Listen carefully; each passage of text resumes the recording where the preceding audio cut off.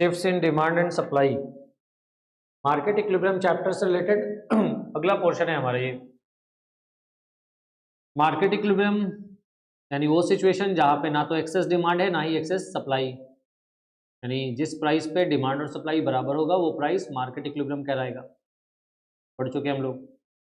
तो इससे पहले आप लोगों ने डिमांड चैप्टर में शिफ्ट इन डिमांड पढ़ा होगा, जिसको चेंज इन डिमांड भी बोलते हैं, और ये राइट वर्ड और लेफ्ट वर्ड शिफ्ट करता है। प्राइस सेम रहने पे डिमांड का बढ़ जाना राइट वर्ड शिफ्टिंग है, प्राइस सेम रहने पे डिमांड का घट जाना लेफ्ट वर्ड शिफ्टिंग है। इसको increase in demand and decrease in demand बोलते हैं। डिमांड बढ़ने पे इंक्रीज इन डिमांड, डिमांड घटने पे decrease in demand. Similarly supply, supply में भी अगर प्राइस सेम हो और सप्लाई बढ़ता हो या सप्लाई घट जाता हो जबकि प्राइस सेम हो, तो इसको भी हम कहते हैं चेंजेस इन सप्लाई। और ये भी दो तरह का है, increase in supply and decrease in supply, और ये कई रीजन की वजह से होता है, ये आपको प्रीवियस चैप्टर में बताया गया हो। फॉर एग्जाम्पल, जैसे इंक्रीज इन डिमांड का प्राइस के अलावा और क्या क्या रीजन हो सकता है, तो एक रीजन बताया गया होगा टेस्ट और प्रेफरेंस का फेवरेबल शिफ्ट। मतलब अगर प्रोडक्ट का टेस्ट पसंद आ रहा हो कंज्यूमर को तो डिमांड बढ़ जाएगा, है ना। उसी तरीके से इंक्रीज इन सप्लाई का एक रीजन क्या हो सकता है, एक एग्जांपल देंगे, वैसे तो बहुत सारे एग्जांपल्स हैं आपके सामने, मतलब आपको ऑलरेडी इंक्रीज इन डिमांड का सारा रीजन, डिक्रीज इन डिमांड का सारा रीजन, इंक्रीज इन सप्लाई का सारा रीजन और डिक्रीज इन सप्लाई का जितने भी रीजन है ना वो पता होना चाहिए, याद होना चाहिए। और इसके लिए याद रखने के लिए बेस्ट है कि आप डिमांड फंक्शन पहले याद रखो, उसमें जितना भी टेक्निकल वर्ड यूज हुआ है वो टेक्निकल वर्ड का मीनिंग याद रखो, सब याद रहेगा। Now the point is shift in demand and supply के बारे में लोग जब बात करें तो इसका मतलब ये कि हम यहाँ पे जो डिस्कशन करेंगे तो एक बार डिमांड के शिफ्टिंग का, फिर एक बार सप्लाई के शिफ्टिंग का, और फिर एक बार दोनों के शिफ्टिंग का, दोनों एक साथ साइमल्टेनियसली शिफ्ट करें तो क्या होगा। तो प्रीवियस सेक्शन में हम लोगों ने मार्केट इक्विलिब्रियम पढ़ लिया है, और वो उसमें ये अजम्पशन था कि जो टेस्ट और प्रेफरेंस है कंज्यूमर का, या रिलेटेड गुड्स का जो प्राइस है, या कंज्यूमर का जो इनकम है, या फिर जो टेक्नोलॉजी है, या फिर जो मार्केट साइज है, या फिर जो प्राइस है, जितने भी इनपुट्स है उसका, ये सब का सब जो प्रोडक्शन में यूज हुआ ये कांस्टेंट है, यही पढ़ा ना, दीज आर ऑल। तो ये सारे फैक्टर्स कांस्टेंट रहने, यही पढ़ा ना हमने जब हम चैप्टर पढ़ रहे थे।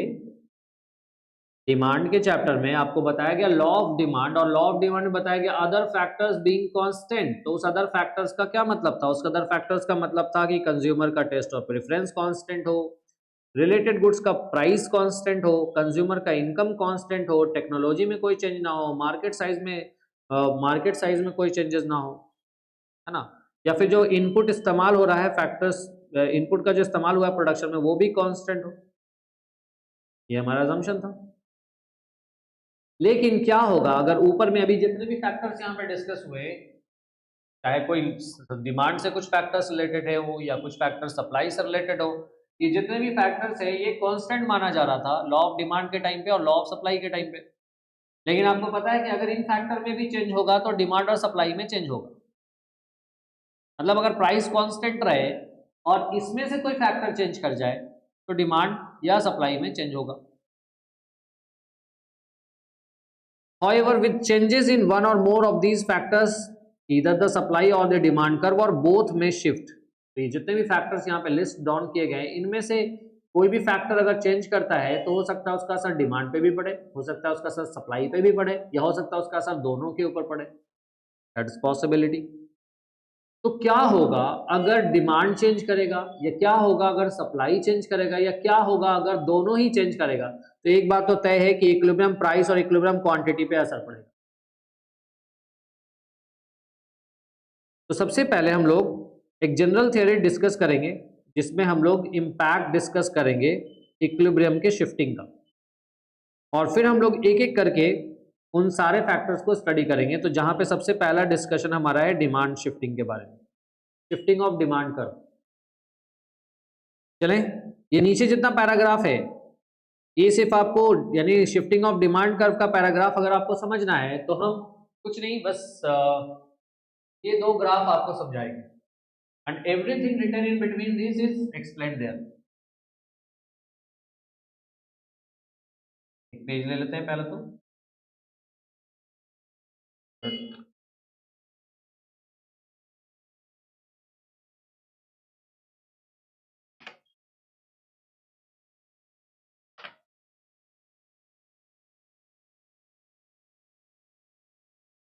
एक्स एक्सिस, और पहले तो हम लोग एक ग्राफ पेपर ले लेंगे।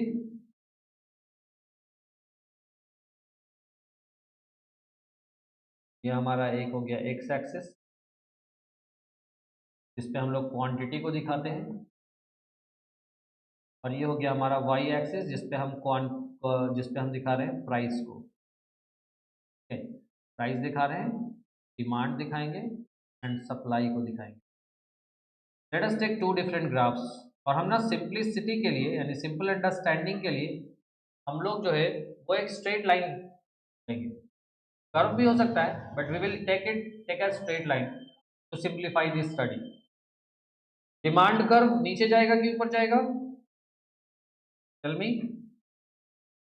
डिमांड कर्व नीचे जाएगा ना? This is demand curve. हमने पढ़ा है higher the price lower the demand, lower the price higher the demand curve downward slope. ठीक है, let us take another curve.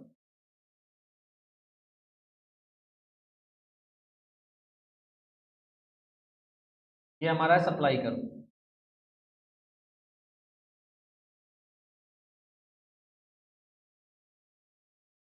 Demand को डी से इंडिकेट करा है, सप्लाई को एस से इंडिकेट करा है। हमें पढ़ना क्या है अभी? What are we going to study? सबसे पहले हम लोग क्या स्टडी करने वाले हैं? शिफ्टिंग ऑफ डिमांड कर्व, यही पढ़ने वाले हैं। चलिए शिफ्ट कराते हैं डिमांड कर्व को। डिमांड कर्व ग्रीन लाइन से है, तो let me take lighter green colour, और डिमांड कर्व को शिफ्ट करते हैं। अब देखो शिफ्ट तो दो तरह का होगा, राइटवर्ड लेफ्टवर्ड। किधर ले जाए बोलो? राइटवर्ड या लेफ्टवर्ड, दोनों ही समझना है। एक बार हम राइटवर्ड ले जाते हैं, ठीक है। This is the new demand curve, जिसको हम यहाँ पे इंडिकेट कर रहे हैं D1 से, ठीक है। तो डिमांड कर्व किधर गया? डिमांड कर्व गया rightward, rightward shifting in demand curve. इसको बोलते हैं इंक्रीज इन डिमांड। क्या बोलते हैं? Increase in demand. क्यों बोला increase in demand? Let's see. ये है हमारा पुराना प्राइस, सही है ना, और ये है अभी भी प्राइस वही। प्राइस चेंज किया क्या? नहीं चेंज करा। Price is OP, price change नहीं करा है, लेकिन डिमांड क्या देख रहे हैं हम? डिमांड पहले Q1 पे था, अभी डिमांड कहाँ आ गया? Q2 पे। दिख रहा है? पहले डिमांड कहाँ था? Q1 पे, अभी डिमांड कहाँ आ गया? Q2 पे। प्राइस चेंज किया क्या? नहीं किया ना। अब कब कब हो सकता है ये? कब कब हो सकता है? टेस्ट और प्रेफरेंस फेवरेबल हो जाए, कस्टमर को टेस्ट पसंद आ रहा हो प्रोडक्ट का, डिमांड बढ़ जाएगा, रहेगा ना। और फॉर एग्जांपल कंज्यूमर का इनकम बढ़ जाए, डिमांड बढ़ जाएगा। बहुत सारे फैक्टर्स हैं, हमने दो एग्जांपल आपके सामने रखा। इतने सारे फैक्टर्स है वो आपको याद होना चाहिए जो आपने पढ़ा है demand chapter. Demand factor, demand function topic निकालिए। डिमांड फंक्शन में डिटेल से सारा पॉइंट है, सारे पॉइंट्स को याद रखिए। प्राइस के अलावा जितने भी फैक्टर्स है उनमें से कोई भी चेंज करेगा ना, डिमांड चेंज करेगा। रिलेटेड गुड्स का प्राइस कभी तो असर पड़ेगा ना डिमांड पे, क्लियर है? नाउ सी क्या हुआ। ये था हमारा पुराना इक्विलिब्रियम, जिसको हम ई से इंडिकेट करें। Let me take the old equilibrium which is point E, जो कि पॉइंट ई पे है। Now with the increase, point number 1, with the increase in demand, increase in demand हुआ ना, मतलब demand curve shifts towards right. Demand curve किधर गया? Demand curve दाईं ओर गया, क्या ना? क्या देख रहे हैं हम कि इस प्राइस पे पहले डिमांड था यहां, सप्लाई था यहां किसी पॉइंट पे, which is at point E. अभी इसी प्राइस पे नया डिमांड आ गया है Q2 पे, लेकिन सप्लाई तो Q1 पे ही है, सप्लाई तो Q1 पे ही रह गया। सप्लाई कम, डिमांड ज्यादा, यानी ये इतना जो डिमांड एक्स्ट्रा आया है इसको बोलेंगे एक्सेस डिमांड। क्या बोलेंगे? क्या बोलेंगे? क्या हुआ? रिजल्ट क्या दिख रहा है आपको? डिमांड ज्यादा है ना। अच्छा, अगर डिमांड एक्सेस है तो इसका क्या रिजल्ट होगा? बोलो। एक्सेस डिमांड का असर कहां पड़ेगा? किधर पड़ेगा? डिमांड ज्यादा है तो प्राइस पे असर पड़ेगा, प्राइस बढ़ना शुरू हो जाएगा, price will start to rise. और अब आपको पता चला कि अब अगर प्राइस बढ़ेगा तो डिमांड में और सप्लाई में जो इफेक्ट पड़ेगा उसको हम बोलेंगे चेंज इन डिमांड या चेंज इन सप्लाई, जो कि दो तरह का होगा, एक्सट्रैक्शन या एक्सटेंशन या कॉन्ट्रैक्शन। याद आ रहा है कुछ? याद आ नहीं रहा है, याद रहना चाहिए टू अंडरस्टैंड इट फुल्ली। देखिए कि याद आ रहा है, थोड़ा थोड़ा रिकॉल कर रहे हैं तो हाँ ऐसा बताया गया, नहीं फिर तो आपको ये आप उतने अच्छे से ये चैप्टर नहीं समझ सकते। याद है confirm, you will relate with the explanation. तो प्राइस बढ़ना शुरू हुआ है तो आपको पता होना चाहिए कि प्राइस अगर बाकी फैक्टर को कांस्टेंट कर दे और प्राइस की वजह से डिमांड या सप्लाई पे असर होता है ना, तो इसको हम बोलते हैं चेंज इन डिमांड एंड इसको बोलते हैं change in quantity demanded and change in quantity supply. यही बोलते हैं ना, डिमांड पे असर पड़ा तो चेंज इन क्वांटिटी डिमांडेड, जो कि दो तरह का होगा, एक्सटेंशन कॉन्ट्रैक्शन। उसी तरीके से सप्लाई में extension of supply, contraction of supply. ना हुआ क्या, क्योंकि डिमांड कर्व के राइटवर्ड जाने से एक्सेस डिमांड हो गया है और एक्सेस डिमांड हो जाने की वजह से प्राइस पे इमीडिएट इफेक्ट पड़ेगा, एक इनविजिबल फोर्स काम करेगा और प्राइस बढ़ना शुरू हो जाएगा। प्राइस बढ़ना शुरू हो गया, प्राइस बढ़ेगा तो डिमांड पे अपोजिट असर पड़ेगा, सप्लाई पे पॉजिटिव असर पड़ेगा। तो आप देखो कि प्राइस जब बढ़ गया है तो डिमांड पे नेगेटिव असर पड़ रहा है, ये डिमांड नहीं था ना अभी, प्राइस बढ़ने से डिमांड पीछे जा रहा है, कॉन्ट्रैक्ट कर रहा है, और सप्लाई प्राइस बढ़ने से एक्सटेंड करेगा ना, तो सप्लाई पे पॉजिटिव असर पड़ा और डिमांड पे नेगेटिव असर पड़ा। तुम्हें कैसे पता कि पॉजिटिव नेगेटिव असर पड़ रहा है? तो देखो प्राइस बढ़ा, डिमांड कम हुआ ना, नेगेटिव असर, प्राइस बढ़ा, सप्लाई बढ़ा ना, पॉजिटिव असर। और ये तो आपको ऑलरेडी पता है, law of demand law of supply में, डिमांड में नेगेटिव रिलेशन है, सप्लाई में positive relation. Is that clear? तो ये हो रहा है, यानी इस एरो को जो यहां पे हमने दिखाया है, व्हाट इज हैपनिंग हियर, इस एरो, ये एरो क्या दिखा रहा है, ये एरो बता रहा है कि कॉन्ट्रैक्शन हो रहा है किसका, डिमांड का। क्या हो रहा है? कॉन्ट्रैक्शन। हम इस सारे पॉइंट को एक एक करके लिख देंगे। कॉन्ट्रैक्शन हो रहा है, अभी सब एक्सप्लेन कर रहे हैं, ठीक है ना। कॉन्ट्रैक्शन हो रहा है डिमांड का, और क्या हो रहा है, एक्सटेंशन हो रहा है किसका, सप्लाई का। ये प्रोसेस चलेगा, कब तक चलेगा, जब तक ये दोनों यहां ना मिल जाए, न्यू इक्विलिब्रियम पॉइंट पे, E1 पे। ये होगा ना, नतीजा क्या दिखा, ये निकला नतीजा, ये प्राइस, नया प्राइस, न्यू इक्विलिब्रियम PE1 और न्यू इक्विलिब्रियम क्वांटिटी QE1, यही है ना, this is the new equilibrium position. अब हम इसको स्टेप वाइज सिस्टमैटिकली यहाँ पे लिख दें। तो इंक्रीज इन डिमांड की वजह से क्या हुआ, डिमांड कर्व किधर शिफ्ट करा, देखो याद रखोगे, ये एक्सप्लेनेशन के बाद हम लेफ्टवर्ड शिफ्टिंग ऑफ डिमांड नहीं बताएंगे, वो तुमको करना है, चाहे इसको एक बार से दो बार देखना पड़े लेक्चर, बट करना तुम्हें ही। इसको समझ लिया ना तो डिक्रीज इन डिमांड भी एक्सप्लेन कर लोगे, that will be left to you.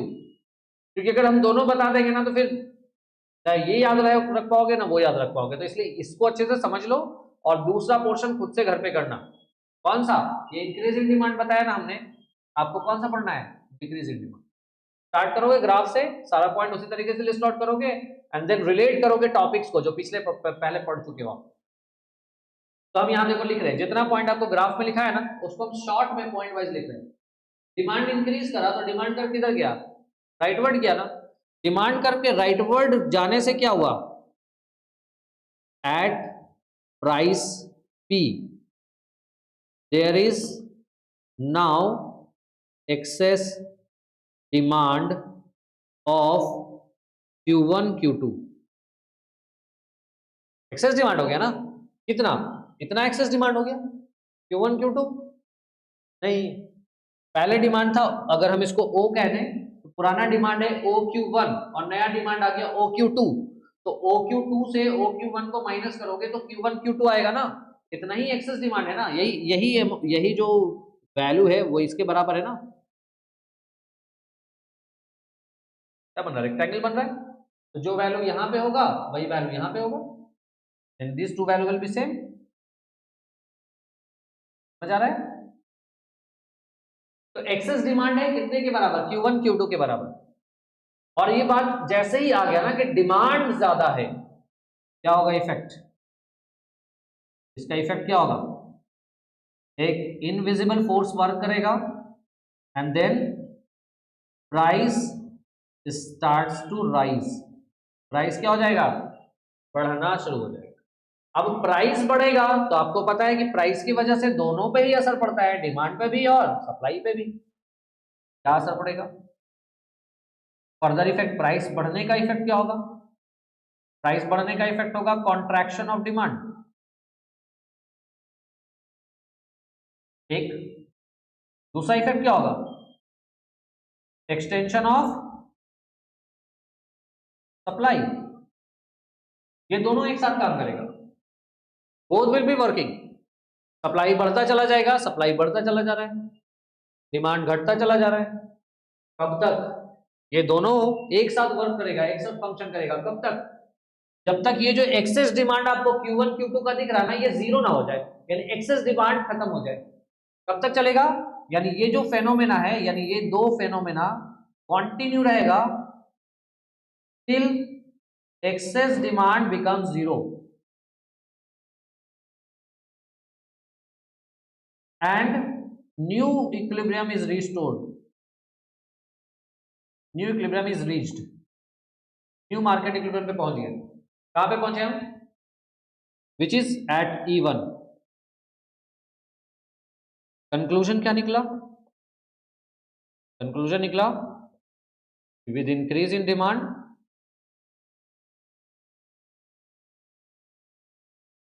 सिर्फ इंक्रीज इन डिमांड हुआ है ना, equilibrium price and equilibrium quantity, equilibrium price बढ़ गया, इक्विलिब्रियम क्वांटिटी भी, यही इफेक्ट हुआ है, इक्विलिब्रियम प्राइस भी बढ़ गया, इक्विलिब्रियम क्वांटिटी भी बढ़ गई। कैसे पता चला, इक्विलिब्रियम प्राइस पहले था OP, अभी हो गया OP1, प्राइस बढ़ा ना, this is the new price, higher है। और इक्विलिब्रियम क्वांटिटी कितना है, OQE1, पहले OQ था अभी OQE1 आ गया, तो दोनों ही ज्यादा है, प्राइस भी ज्यादा है और क्वांटिटी भी ज्यादा है। इज दैट क्लियर, मेज ले लो।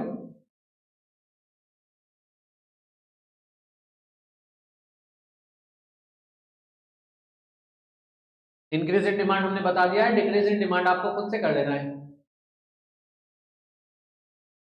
और खुद से करने से पहले ना इसको अच्छे से, यानी इस ग्राफ को अच्छे से ड्रॉ करना सीख जाइए, पॉइंट लिखना सीख जाइए। हमने ये जो, आप लोग जब वो पूरा पैराग्राफ पढ़ोगे ना, तो यही इंफॉर्मेशन जो हमने आपको पॉइंट वाइज समझाया है, यही पैराग्राफ में लिखा हुआ है। तो अगर आप इस पूरे कंटेंट को समझ गए तो आप इसको, हमने पॉइंट वाइज बना करके लिख लिया, इसको पैराग्राफ में नहीं इंक्लूड कर लोगे, इसी को तो लिखना है कि with the increase in demand the demand curve shifts towards right and there is excess demand at the prevailing price P, and this excess demand is equal to Q1 Q2. With the excess demand there is immediate effect on price. Price क्या होगा, price starts to rise. The moment price of the goods start to rise, क्या होगा, extension of supply, contraction of demand, these two will start functioning.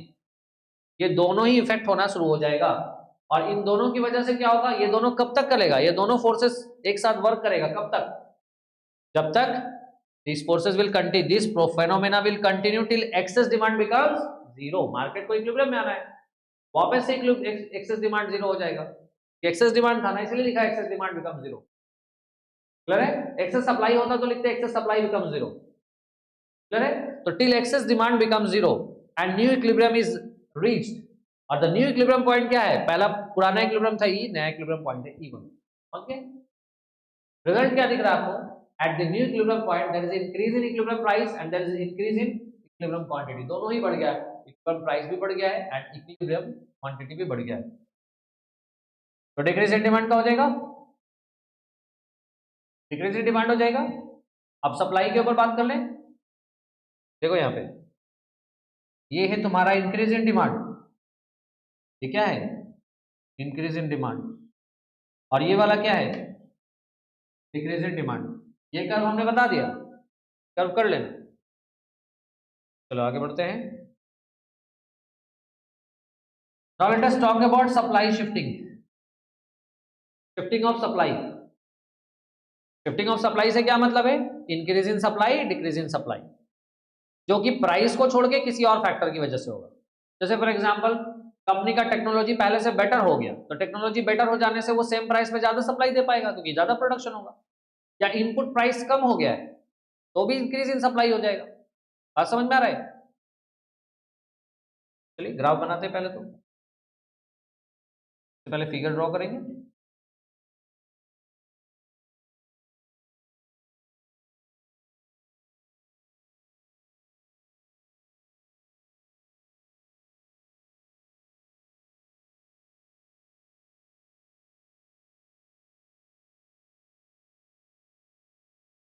X axis Y axis, X axis पे दिखा रहे हैं हम quantity और Y axis पे हम लोग दिखा रहे हैं प्राइस, डिमांड एंड सप्लाई। ठीक है, क्वांटिटी एंड प्राइस। आगे चलते हैं।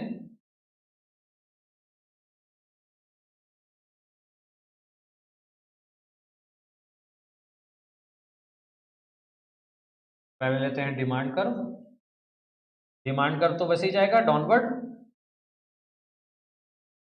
फिर एक कर्व लेंगे सप्लाई कर्व, सप्लाई कर्व किधर जाएगा upward,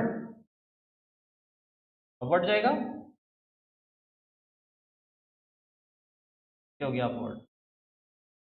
so what we do here is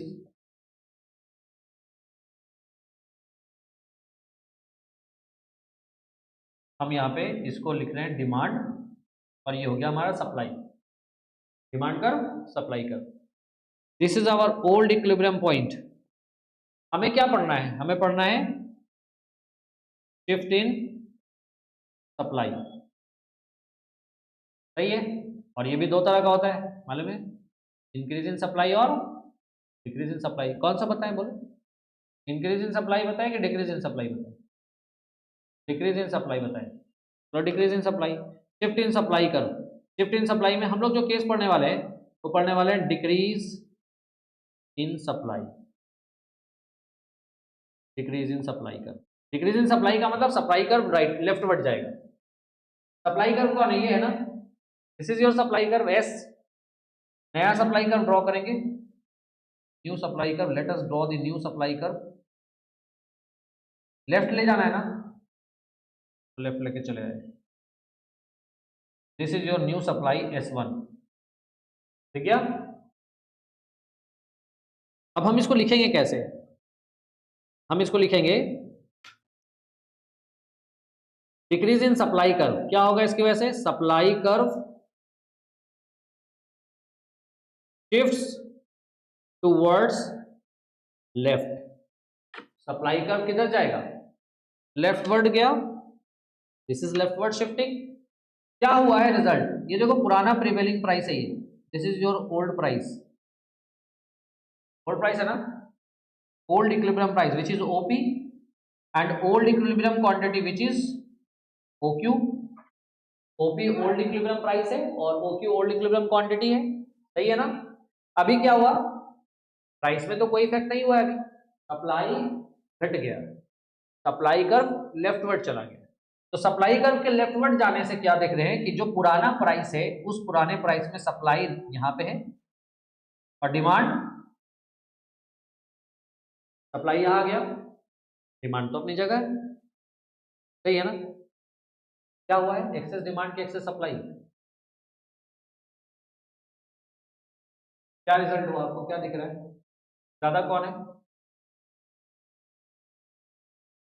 कोई चीज हो सकता है, या तो एक्सेस डिमांड हो सकता है, एक्सेस सप्लाई हो सकता है। यहाँ पे कौन ज्यादा है बोलो, ओपी प्राइस पे, ओपी प्राइस पे जो सप्लाई है वो यहाँ है OQ1 और जो डिमांड है वो OQ पे क्या है, प्रिवेलिंग प्राइस पे सप्लाई कम हो गया ना, सप्लाई कम हो गया ना, तो देयर इज डेफिशिएंट सप्लाई लिखो या एक्सेस डिमांड लिखो, बात एक ही है ना। ये लिख दो कि सप्लाई कम हो गया, या ये लिख दो डिमांड ज्यादा हो गया, वही बात है। सप्लाई का कम हो जाना मतलब कि डिमांड का ज्यादा हो जाना, सही है ना। तो यहां पर भी इफेक्ट आपको क्या देखने को मिला है, क्या देखने को मिला है, देयर इज एक्सेस डिमांड। तो सप्लाई कर्व के बाईं तरफ शिफ्ट कर जाने की वजह से क्या हुआ, एट प्राइस पी जो कि ओल्ड इक्विलिब्रियम प्राइस है, देयर इज एक्सेस डिमांड या डेफिशिएंट सप्लाई। सप्लाई कम लिख लो या एक्सेस डिमांड लिख लो, बात एक ही है। There is excess demand of Q1Q, इतना ही एक्सेस डिमांड है ना, Q1Q इतना ही है ना, यही डिस्टेंस ना, पैरेलल क्या मिल रहा है, रेक्टेंगल मिल रहा है ना, फिर तो स्ट्रेट लाइन लिया, रेक्टेंगल मिल रहा है, तो ये वैल्यू और ये वैल्यू सेम होगा ना, इसलिए इसको हम Q1Q से इंडिकेट कर रहे हैं। कितना एक्सेस डिमांड है, Q1Q, सही है। अभी एक्सेस डिमांड है ना, असर कहां जाएगा, अब डिमांड ज्यादा होने पे असर कहां जाता है, तो क्या इफेक्ट पड़ेगा, बोलो, प्राइस बढ़ेगा, प्राइस बढ़ना शुरू होगा, price starts increasing, price increase होना शुरू हो गया। प्राइस बढ़ाना सेम फैक्टर वर्क करेगा कि प्राइस बढ़ेगा तो ये देखो, प्राइस बढ़ने पे सप्लाई का extension, extension of supply EOS, और दूसरा क्या होगा, contraction of demand COD, short में लिख रहे हैं। This is extension of supply, supply extend हुआ प्राइस के बढ़ने से, और कॉन्ट्रैक्शन ऑफ डिमांड हुआ, डिमांड का कम होना, डिमांड कम हो गया, प्राइस के बढ़ने से डिमांड कम होता है, सप्लाई बढ़ता है, सप्लाई बढ़ा, डिमांड कम हुआ, कब तक चलेगा, कब तक चलेगा, प्राइस के इंक्रीज होने से क्या रिजल्ट मिला आपको, it will affect, there will be a phenomena जो स्टार्ट हो जाएगा प्राइस के बढ़ने से, और वो क्या होगा, there will be extension of supply, supply का एक्सटेंशन होगा, and contraction of demand, demand का कॉन्ट्रैक्शन होगा। कब तक चलेगा, टिल एक्सेस डिमांड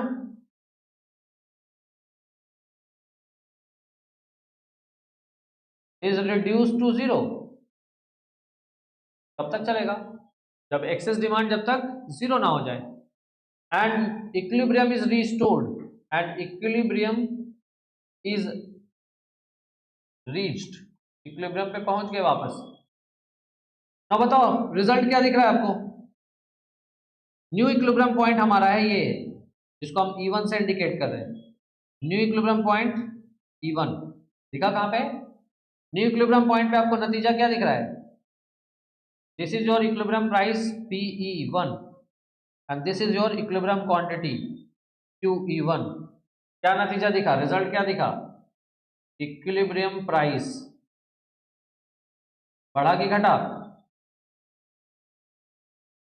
पुराना प्राइस है OP, नया मार्केट प्राइस है OPE1, बढ़ा ना, इक्विलिब्रियम क्वांटिटी बढ़ा कि घटा, बोलो, इक्विलिब्रियम क्वांटिटी बढ़ा या घटा,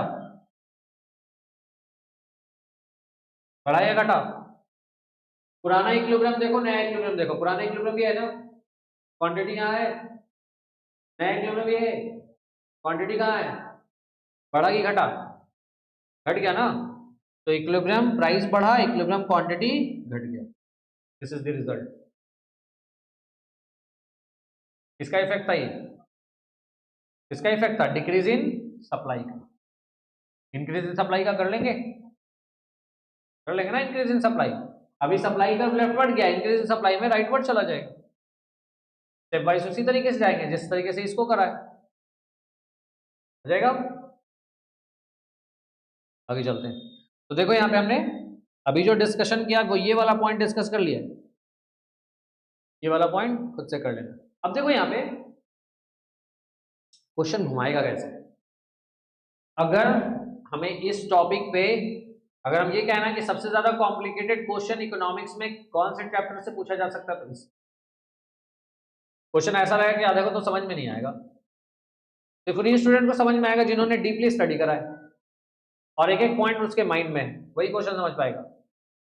जैसे एक एग्जांपल दे दें, क्वेश्चन कह रहा है कि what will be the effect on market equilibrium when, what will be the effect on market equilibrium when there is an increase in price of input and there is, एक तो हो गया कि इनपुट प्राइस में increase है and there is positive shift in taste and preference of the consumer towards the product.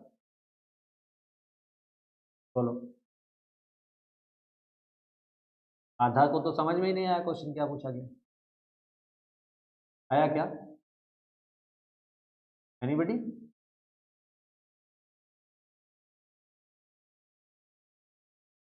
क्यों नहीं समझ में आया मालूम है? इसलिए नहीं समझ में आया ना क्योंकि हम दो कॉन्सेप्ट को मिला करके क्वेश्चन बना के आपको दिया है। एक तो मार्केट इक्विलिब्रियम हमने पूछा ही पूछा है, फिर मार्केट इक्विलिब्रियम से पहले हमने चेंज इन डिमांड और चेंज इन सप्लाई के कॉन्सेप्ट को एग्जाम्पल से पूछा है आपसे। हमने क्या कहा कि टेस्ट ऑफ प्रेफरेंस में कैसा शिफ्टिंग है, फेवरेबल, ये बोला ना। तो टेस्ट ऑफ प्रेफरेंस अगर फेवरेबल शिफ्ट करेगा तो डिमांड किधर जाएगा, राइट वर्ड जाएगा, there will be increase in demand. यानी हम आपसे पूछ रहे हैं कि इंक्रीज इन डिमांड का क्या असर होगा। और फिर एक और एग्जांपल दिया है वहां पे, एक और पॉइंट कहा है हमने कि इनपुट प्राइस क्या हुआ है, बढ़ गया है। इनपुट प्राइस बढ़ने से there will be decrease in supply. तो हम आपसे पूछना चाह रहे हैं इंक्रीज इन डिमांड और डिक्रीज इन सप्लाई का क्या असर पड़ेगा मार्केट इक्विलिब्रियम पे। कॉम्प्लिकेटेड हो गया ना क्वेश्चन। इस क्वेश्चन को इंटरप्रेट करने के लिए जरूरी ये है कि आपको कॉन्सेप्ट डिटेल से याद होना चाहिए। इंक्रीज इन डिमांड का सारा कॉन्सेप्ट, डिक्रीज इन डिमांड का सारा कॉन्सेप्ट, इंक्रीज इन सप्लाई का all concept, decrease in supply का सारा पॉइंट्स, ये सब याद होना चाहिए, तभी आप रिलेट कर पाओगे। ऊपर से मार्केट इक्विलिब्रियम के पॉइंट्स भी याद होने चाहिए। ठीक है, तो सिर्फ दो ही पॉइंट हमने डिस्कस कराया है, shift in demand, shift in supply, और उसके भी एक एक पोर्शंस को ही डिस्कस कराया हमने। ठीक है, अच्छा, इस टॉपिक को पढ़ने से पहले यानी घर पे जाके इसको रिवाइज करने से पहले extension of demand, contraction of demand, increase in demand, decrease in demand, और ये चारों कॉन्सेप्ट सप्लाई का भी रिकैप करोगे पहले, सब अच्छे समझ में आएगा। कौन कौन पॉइंट का हमने, extension, contraction of demand, extension, contraction of supply, increase decrease in demand, increase decrease in supply, इनके पॉइंट्स को रिवाइज कर लीजिए, फिर आकर के इसको पढ़िए। ठीक है,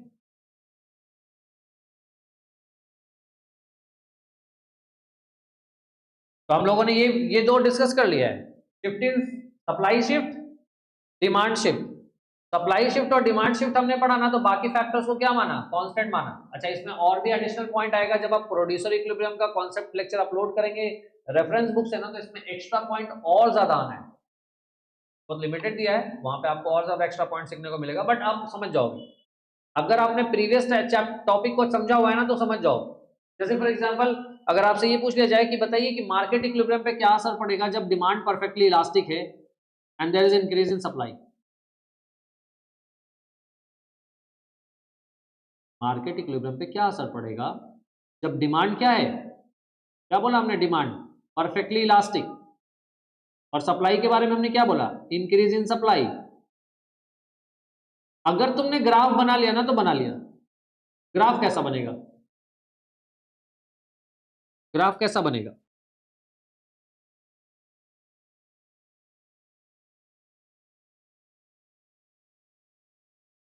कैसा ग्राफ बनेगा, एनी आइडिया, कैसे किसी को?